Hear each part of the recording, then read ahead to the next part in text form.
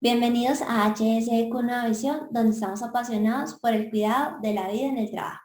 En este video vamos a hablar sobre la obligación que tienen las empresas de tener un botiquín de primeros auxilios.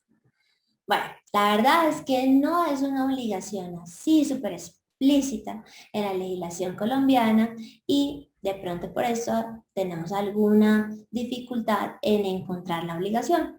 La obligación más importante que consideramos en HSQ Nueva Visión que especifica este requisito la encontramos en el decreto 1072 de 2015 en su apartado del Sistema de Gestión de Seguridad y Salud en el Trabajo, donde en el artículo 224625 en la prevención, preparación y respuesta ante emergencias encontramos esta obligación. Digamos que de manera general nos dice el empleador o contratante debe implementar y mantener las disposiciones necesarias en materia de prevención, preparación y respuesta ante emergencias, con cobertura a todos los centros y turnos de trabajo y a todos los trabajadores, independientemente de su forma de vinculación, incluso a proveedores y visitantes, ¿no?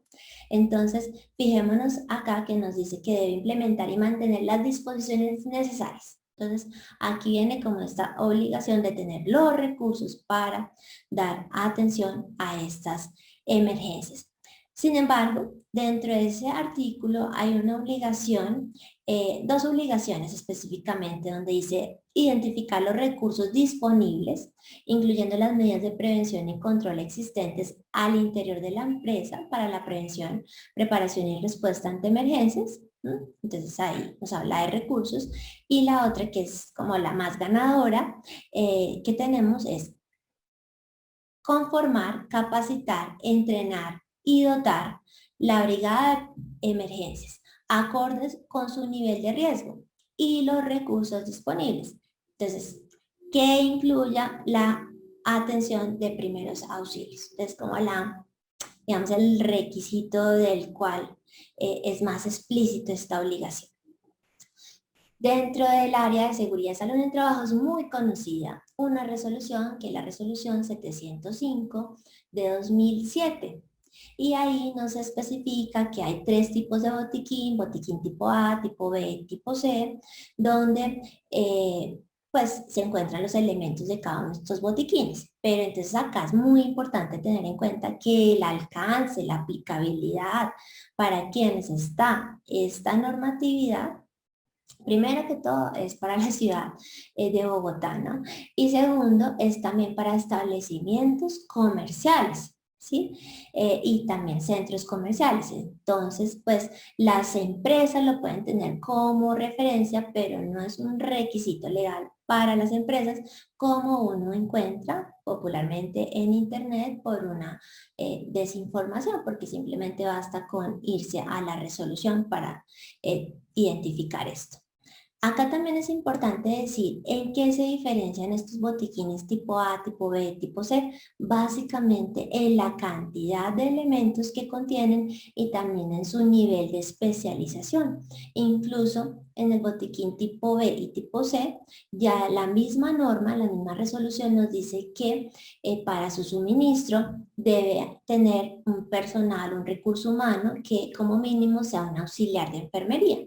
También nos dice que hay un lugar mínimo establecido para prestar estas condiciones de primeros auxilios. Entonces, evidentemente, esto es para establecimientos comerciales y centros comerciales. Entonces, nos dice que para establecimientos comerciales con un área hasta de 2.000 metros cuadrados, serían los botiquines tipo A, entre 2.000 y 15.000 metros cuadrados para botiquines tipo B, y si ya es más de 15.000 metros cuadrados el área que le vamos a dar cobertura, pues puede utilizar dos botiquines tipo B o un botiquín tipo C.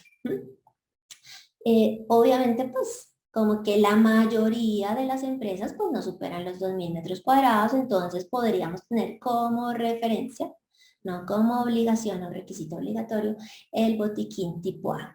Nosotros en la consultoría que realizamos a empresas, Normalmente adicionamos al botiquín tipo A otros elementos que nos parecen importantes de acuerdo pues a los cursos de primeros auxilios que hemos recibido y a la formación que tenemos, y a la experiencia que tenemos, agregar unos elementos adicionales, ¿cierto?, a este botiquín para que quede complementario.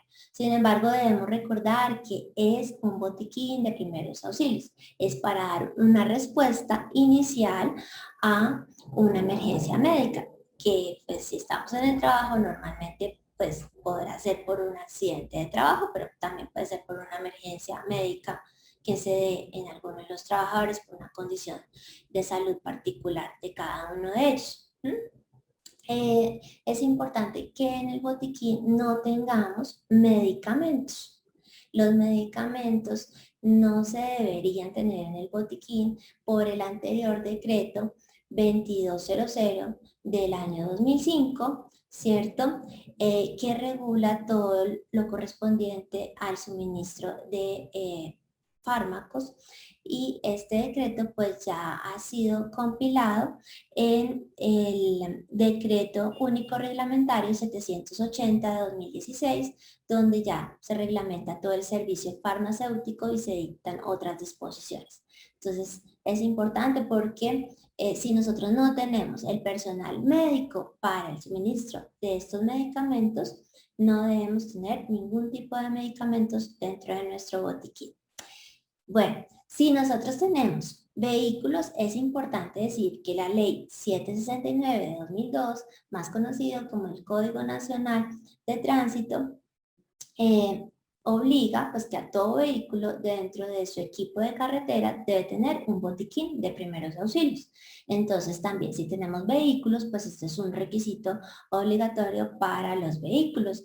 Bueno, y un consejo desde la experiencia para estas empresas que tienen vehículos: que este botiquín de primeros auxilios no sea la cajita diminuta por cumplir el requisito, sino que realmente ustedes tengan botiquines robustos que realmente pues uno pueda prestar una atención de primeros auxilios, ¿cierto? En caso de un accidente de tránsito, que es lo más probable que ocurra en un vehículo, ¿no? O sea, en cuanto a emergencias. Entonces, puede ser que utilicen cajas de herramientas, ¿sí? Tipo herramienta. Ya definirán ustedes el tamaño, hay diferentes tamaños, pero con eso se facilita su manipulación, su higiene, su limpieza, ¿sí? Y ustedes pueden tener pues los elementos en el botiquín, pues que den una mejor respuesta. Es una sugerencia desde la experiencia. Queremos complementar este tema con la obligación de tener desfibriladores externos automáticos, también conocidos como DEAs. ¿A quiénes les aplica esta obligación? Entonces nos dice la legislación, la ley 1831 de 2017 y el decreto 3316 de 2019, nos dice que le aplica a lugares de alta afluencia, sean públicos o sean privados. Y esos lugares de alta afluencia los van a definir las entidades territoriales, ya sean municipales, distritales o departamentales, las van a definir ellos. Sin embargo, en el mismo decreto, en el 3316 de 2019, les dicen cuáles son esos criterios que ellos deben tener en cuenta para definir pues si deben o no tener DEA. Entonces me parece muy importante que las empresas sepan cuáles son esos criterios, de tal manera que si usted de pronto dentro de sus instalaciones de la empresa tiene estas condiciones, pues tenga un DEA. Y si de pronto usted va a hacer un evento externo como Día de la Familia o cualquier evento que usted tenga por fuera de sus instalaciones, se lo exija al proveedor como un requisito que lo pide la legislación. Entonces, de manera práctica, miremos cuáles son estos criterios que nos establece el decreto 3316. Entonces, ¿cuáles pueden ser esos lugares? Tenemos terminales de transporte terrestre, marítimo, fluvial y aéreo, Tenemos estadios y coliseos, tanto públicos como privados, siempre que haya un aforo de 500 personas o más. Entonces este es un número que nosotros ya nos empezamos a grabar para tener en cuenta que si nuestro evento supera las 500 personas o más, pues vamos a tener un lugar de alta afluencia y seguramente le vamos a pedir a ese proveedor que cumpla con este requisito legal, que es tener un DEA. Bueno, también para como información general, tener nosotros polideportivos, canchas sintéticas, gimnasios, clubes deportivos, parques de diversiones, parques naturales, que tengan una afluencia de 500 personas o más. También le aplica a entidades públicas como gobernaciones, alcaldías, asambleas, consejos municipales, ministerios, departamentos administrativos, guarniciones militares y de policía, los CAI. Les aplica a todos los centros de atención al público, nacionales, departamentales, distritales y municipales. En todos los casos, ahí ya, para todos estos que dije, no importa el aforo mínimo de personas. Para las cárceles también aplica, para entidades del gobierno como Presidencia, Palacio de Justicia, Fiscalías, también sistema de transporte masivo, espacios culturales y recreacionales, tanto públicos, privados o de naturaleza mixta, tales como iglesias, museos, bibliotecas, ferias, centros de exposición y teatros. Entonces, cuando tengan un aforo de 500 personas o más, complejos turísticos y hoteles, que esto es muy dado que nosotros hagamos los eventos en este tipo de lugares. Entonces, cuando tengan 100 o más habitaciones o con auditorios de 500 personas, un aforo de 500 personas o más. Entonces es muy importante. Centros de rehabilitación, salud mental o reclusión temporal, instituciones de establecimientos y centros educativos de preescolar, educación básica y media, pero no se alarmen, solamente si el aforo es de 1000 personas o más. Esto incluye personal docente, administrativo y estudiantes, ¿sí?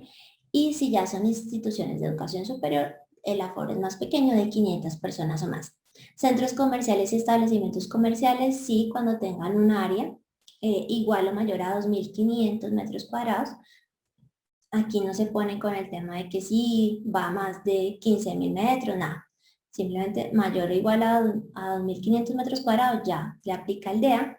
Y esta que me parece muy importante para empresas que estén dentro de estos parques industriales, dentro de estos centros empresariales, o para las personas que, digamos, asesoren propiedad horizontal, o si usted vive dentro de una propiedad horizontal. Entonces, dice, inmuebles de uso mixto, tales como centros empresariales y de unidades residenciales y comerciales, aquellos que tengan más de 100 apartamentos, casas, locales, bodegas, oficinas o similares. Entonces, de pronto si no tenían clara esta obligación, para que la tengan. Bueno, esperamos que les haya gustado mucho este video. Y si ustedes quieren que hagamos una segunda parte de este video donde les contemos cuáles son esos elementos adicionales al botiquín tipo A que nosotros les sugerimos a las empresas que tengan, pues es muy fácil. Cuando superemos los 5000 likes de este video, vamos a hacer la segunda parte. Entonces quedamos aquí en HS con Nueva Visión, donde estamos apasionados por el cuidado de la vida en el trabajo. Chao.